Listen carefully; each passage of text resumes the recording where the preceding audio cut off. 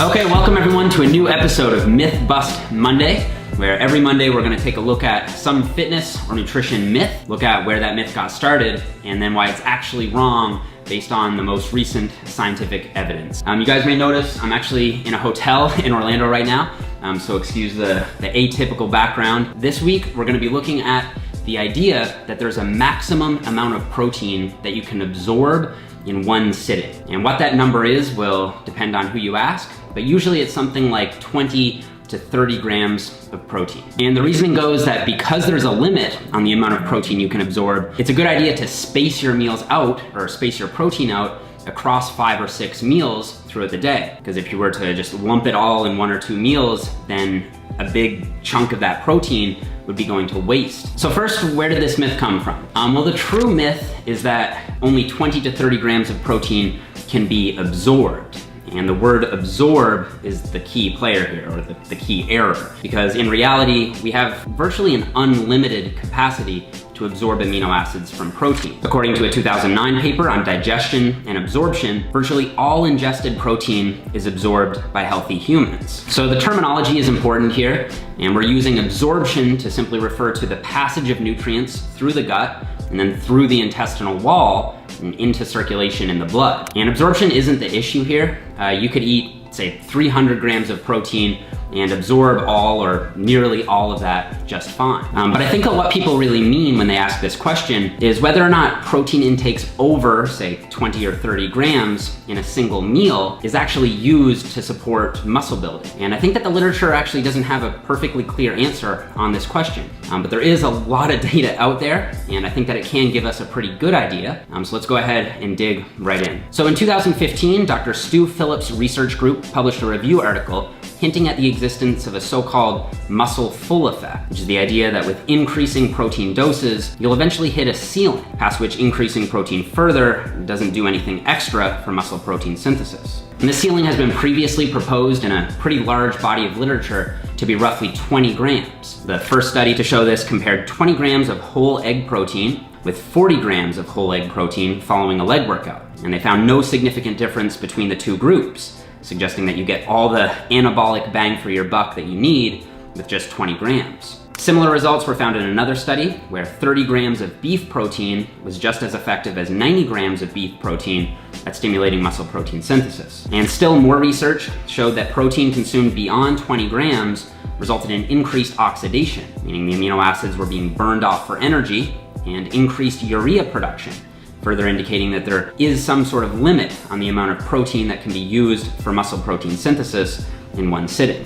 So far, based on this scan of the literature, it really seems to be the case that that upper ceiling of how much protein you can utilize in one meal seems to be about 20 to 30 grams. However, I think that in practice it isn't really quite that simple, because how much protein you can use in a single meal depends on at least 3 factors. First of which is the size of the person. It seems to be the case that folks with more muscle tend to need more protein to max out the muscle protein synthetic response. So to account for this and general inter-individual variability, the Phillips review suggested 0.4 grams per kilogram, or about 0.18 grams per pound, as a reasonable upper limit. So for a 120-pound person, it would be about 22 grams, but for a 200-pound person, it'd be more like 36 grams. So for bigger guys, 20 to 30 grams may actually not be enough protein to fully max out that protein synthetic response. The amount of protein needed also depends on the amount of muscle mass being trained. In contrast to the earlier studies, a 2016 paper showed that 40 grams of whey protein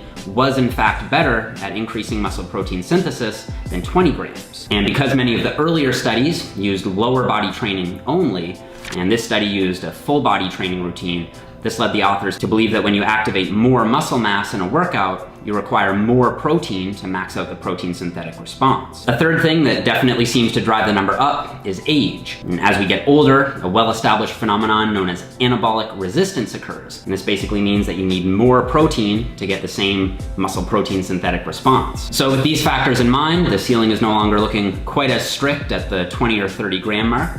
And I think some individuals, especially those who are older, who have larger muscle masses, and perhaps who do full body training, could easily stand to benefit from, say, 40 or even 50 or perhaps more grams of protein in a single sitting. But this answer still doesn't seem to satisfy many experts in the field. There seems to be something just wrong with the idea that if you ate, say, 80 grams of protein in a single meal, that at least half of that would be going to waste when it comes to building muscle. And I think a big part of this intuition comes from the idea that most of the research we've been looking at so far is based on acute measures of muscle protein synthesis, not long-term trials investigating full-scale muscle hypertrophy. So some would argue it's just a little too speculative to make any strong conclusions about a true protein ceiling. And I think a lot of this pushback comes from the intermittent fasting community, where it's common to see folks eat huge boluses of protein, say 75 or 100 grams of protein, spaced across 1 to 2 meals in a, say, 4 to 8 hour eating window. And I will admit that in the real world, this feeding schedule doesn't really seem to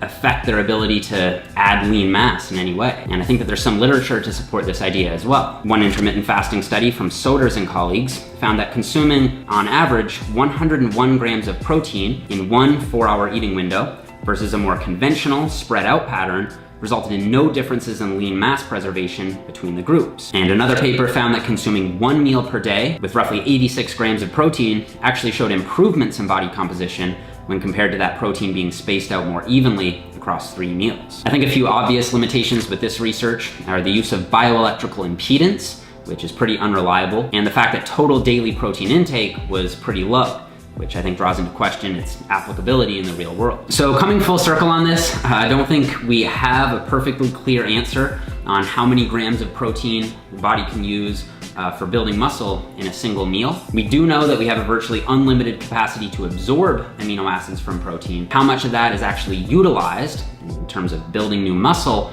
will depend on a whole bunch of factors, not limited to your age, the amount of muscle mass that you're exercising, your actual body size, and also really importantly, the quality of that protein.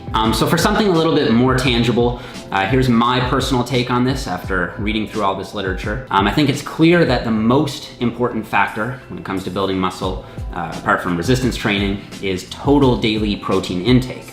And I think most of the experts on this issue would agree. And even though they may disagree about exactly how much protein you need, I think that 1 gram per pound for relatively lean individuals is plenty, meaning that's more than enough. And next, I think assuming your protein is of a sufficient enough quality, it may be a good idea to space that protein out somewhat evenly across, say, 4 to 5 meals. And I think that this is probably slightly more optimal than, say, bolusing it all in 1 or 2 huge protein doses. But if you are someone who does follow intermittent fasting, I wouldn't say that just because you do skew your protein intake to be mostly consumed in 1 or 2 massive feedings, I wouldn't say that most of that protein is going to waste. And this is just based on my observations in the field with people who practice intermittent fasting and some of this intermittent fasting research. And I think that there's a few reasonable explanations for this. It's possible that in the case of mixed meals, where you have a ton of calories coming in from multiple different sources with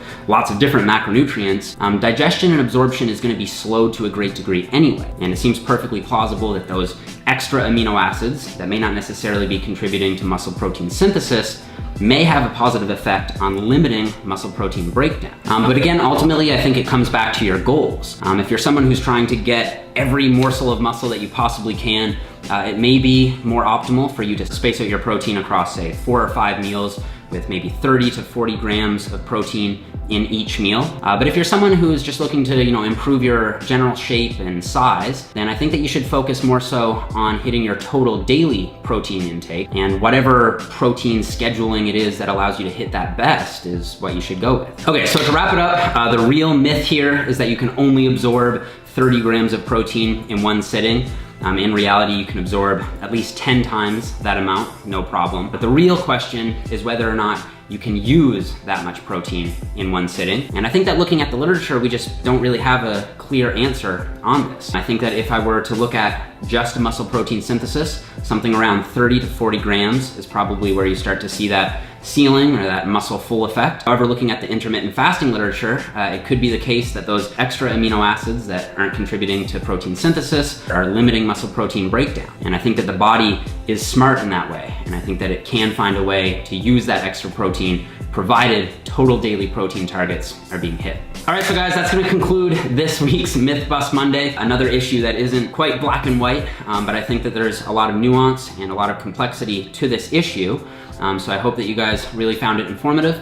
And before we go, I really want to thank Audible for sponsoring this video. One of the questions I get asked all the time is, what books do I read? And with all the traveling we do and just constantly being on the go, and with how busy I am, it's not always easy to read books in print form. So I will use audiobooks to help get more of my reading in. And one book I'd like to really recommend to you guys is The Gene by Siddhartha Mukherjee. And this audiobook is actually read by Siddhartha himself, and it comes highly recommended. It's a really good survey of all that we know basically on human genetics, starting all the way back from Mendel all the way up to our current understanding of genetics. And if you guys would like to try out Audible, you can go to audible.com/Jeff Nippard, or if you text Jeff Nippard to 500-500, and you can get a free 30-day trial and a free audiobook of your choice. I've personally been using Audible for 3 or 4 years, and I think it's a great service. If you guys would like to check it out, I'll have the first link down there in the description. You can get started on your free trial today. So thank you so much, Audible, for sponsoring this video. I really appreciate it. And thank you guys so much for watching. If you liked the video, please leave me a thumbs up. Subscribe if you happen to be new, and I will see you guys all here next Monday.